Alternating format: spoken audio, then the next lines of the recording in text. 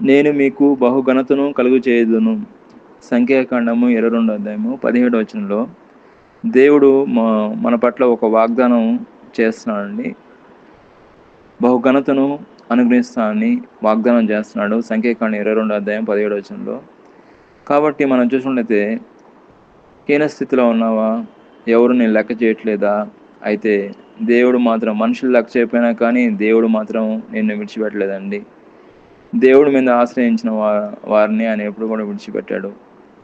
కాబట్టి దేవుడు నీ స్థితిని ఆయన జ్ఞాపకం చేస్తున్నాడు. డబ్బులున్నంత వరకు వస్తున్నారా? డబ్బు లేదని ఎవరు రావట్లేదని నీ దగ్గరికి. కానీ దేవుడు మాత్రం విడిచిపెట్టే దేవుడు కాదండి. నీ తక్కువ స్థితిని చూసి ఎవరు రావట్లేదా? మీ కుటుంబంలో ఏం లేదని మేము లెక్క చేయట్లేదా? డబ్బు లేదని లెక్క చేయట్లేదా? అడిగితే దేవుడు నిన్ను గొప్పగా దీవించబోయే దినాలు వస్తున్నాయి. దేవుడు నిన్ను బహుఘనతను అనుగ్రహించే దినాలు వస్తున్నాయి. దేవుడు మీ కుటుంబాన్ని హెచ్చించే దినాలు వస్తున్నాయి. నీ ఉద్యోగం హెచ్చించే దినాలు వస్తున్నాయి. కాబట్టి ప్రభును ఆశ్రయించు.